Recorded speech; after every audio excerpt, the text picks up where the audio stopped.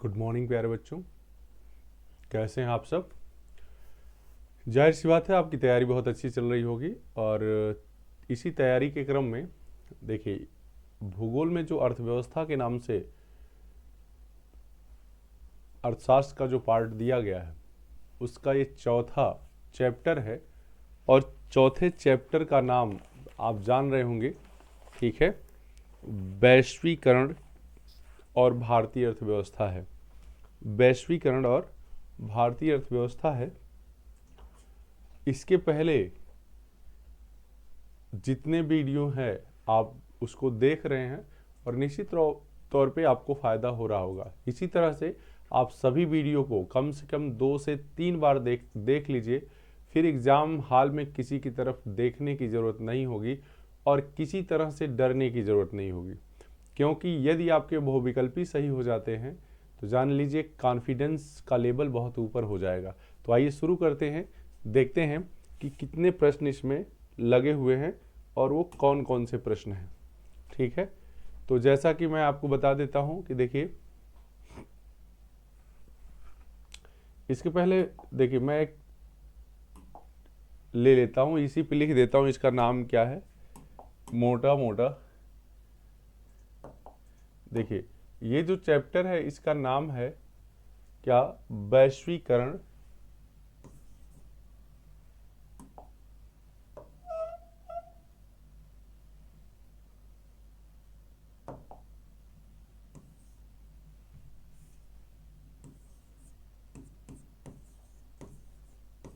वैश्वीकरण, ठीक है, और भारतीय अर्थव्यवस्था और भारतीय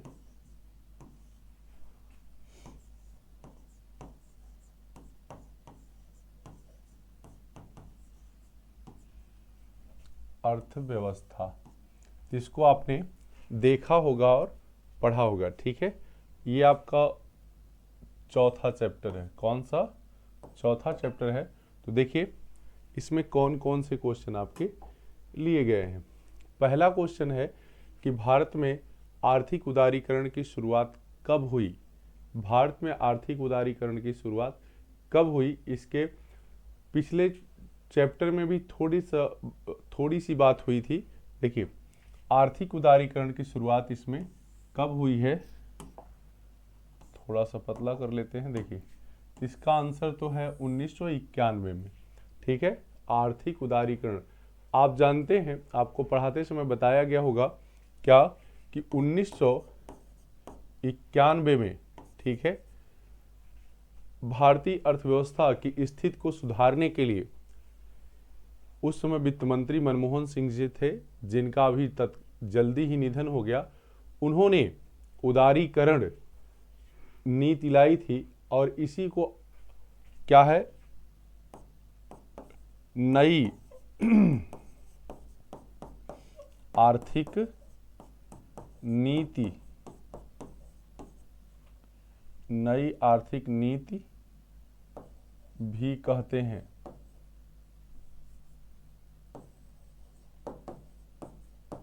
ठीक है, 1991 की नीति को नई आर्थिक नीति भी कहते हैं। दूसरा एक नाम और है इसको, मनमोहन नरसिम्हा राव नीति भी कहते हैं भी कहते हैं। इस समय 3 चीज़ों के माध्यम से अर्थव्यवस्था को तेजी पकड़ाने का काम किया गया था। वह था यल अर्थात लिबरलाइजेशन।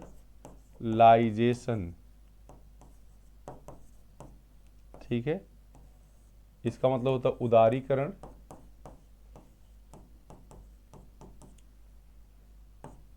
पी प्राइवेटाइजेशन,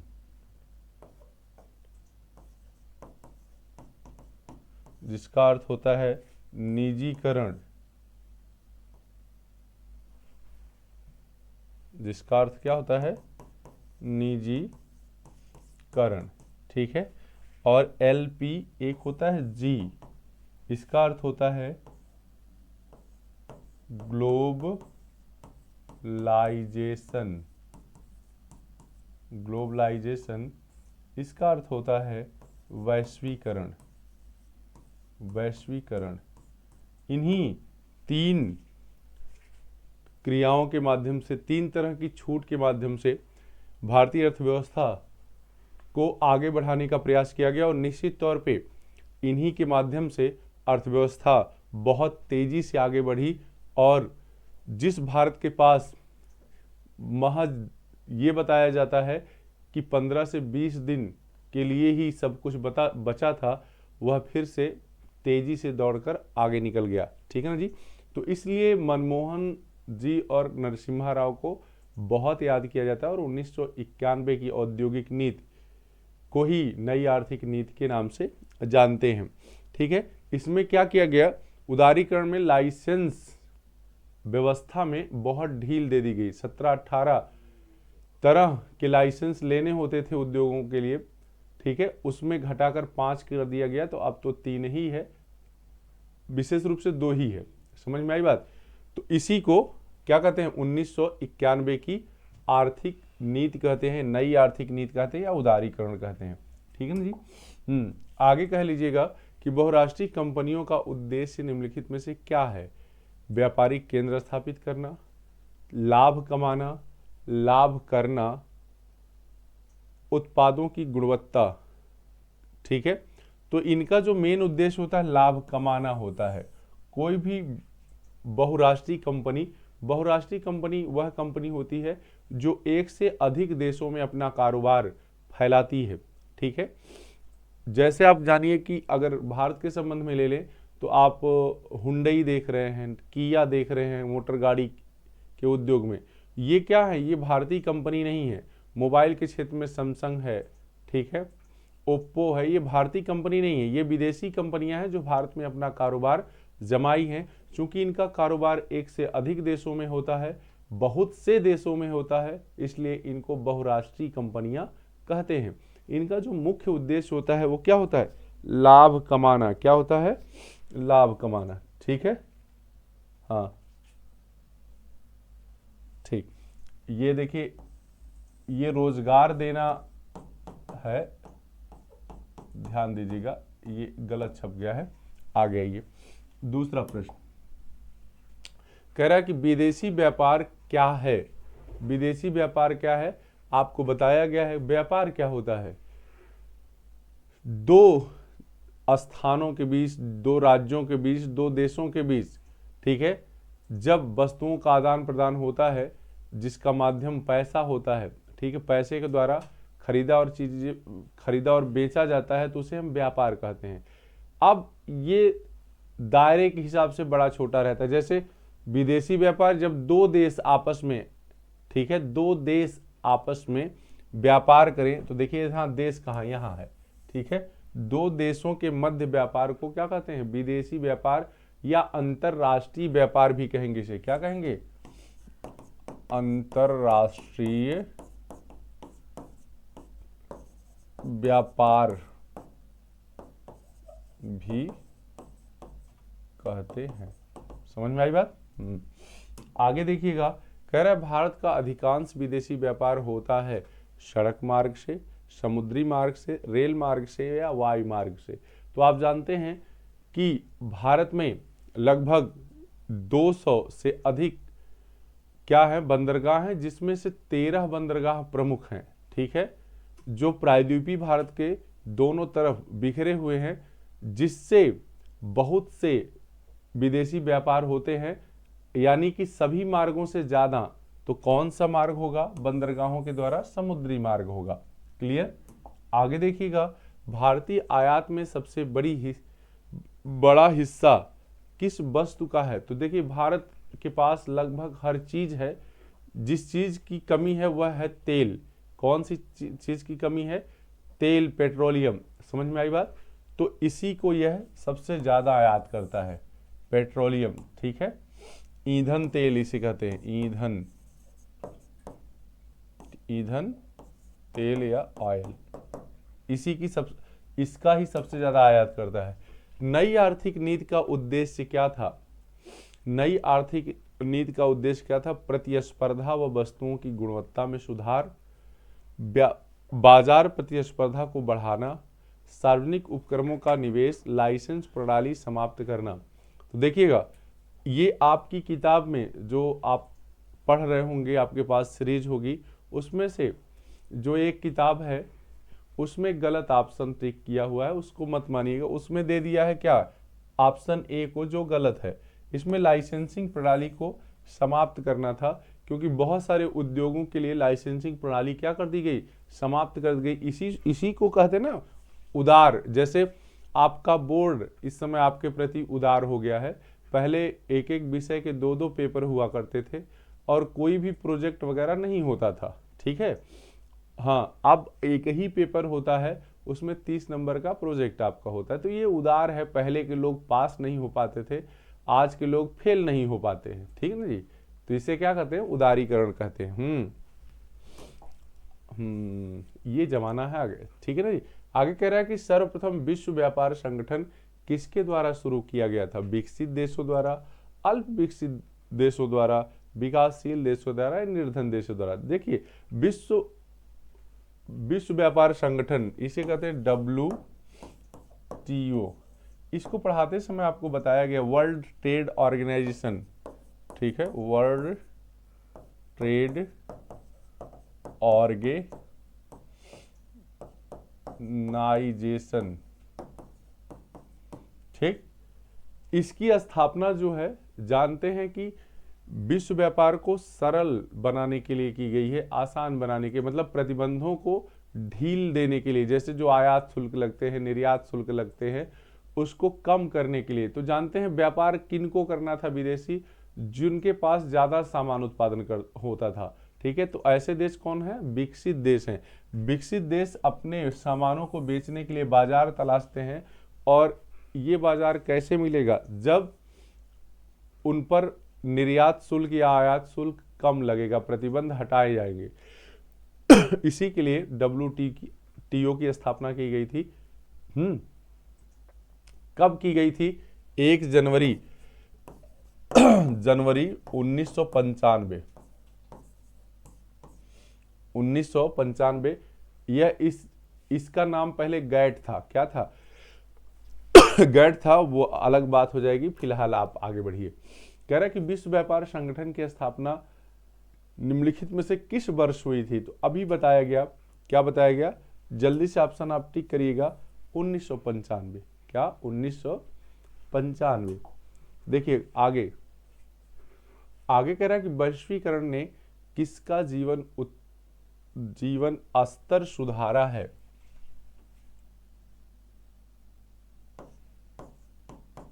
जीवन स्तर सुधारा है सभी लोगों का, विकसित देशों के लोगों का, विकासशील देशों के श्रमिकों का, इनमें से कोई नहीं। तो देखिए, ये जो प्रश्न आपका है, वैश्वीकरण क्या है जान लीजिएगा। पूरे देश, कई, मतलब पृथ्वी पर, ठीक है, कई देशों की अर्थव्यवस्था जब एक साथ मिलकर काम करती है, मतलब किसी भी तरह का आवागमन, आयात निर्यात पर प्रतिबंध नहीं रहता, तो इस स्थिति को ही वैश्वीकरण कहते हैं। क्या कहते हैं? वैश्वीकरण। इसका मेन मोटो है वसुधैव कुटुंबकम। पूरे विश्व को ही क्या करना? एक परिवार समझना, ठीक है।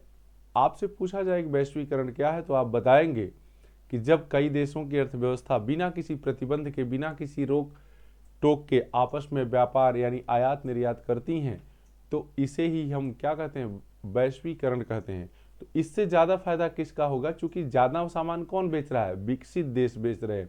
तो इससे विकसित देशों के लोगों का ज्यादा फायदा होता है। हालांकि बाकी लोगों का भी फायदा होता है, लेकिन सबसे ज्यादा होता है विकसित देश वालों का, ठीक है। कह रहा है कि वैश्वीकरण की नीति से किस क्षेत्र को लाभ नहीं हुआ है? देखिए, कृषि क्षेत्र को, सेवा क्षेत्र को, विनिर्माण क्षेत्र को। जल्दी से जवाब दीजिएगा, किसको लाभ नहीं हुआ है वैश्वीकरण से? देखिए, अगर इसकी बात करेंगे कृषि क्षेत्र को, सेवा क्षेत्र को, विनिर्माण क्षेत्र को, तो वैश्वीकरण से लाभ की अगर हम बात करें, इसमें आपकी किताब में उपयुक्त सभी दे दिया होगा, ठीक है, लेकिन कृषि क्षेत्र को वैश्वीकरण से लाभ नहीं के बराबर हुआ है, ठीक है ना जी। वैश्वीकरण से लाभ कृषि क्षेत्र को नहीं के बराबर होगा, इसमें यही सही होगा। आगे है कि वैश्वीकरण को फैलाने में किसने बड़ी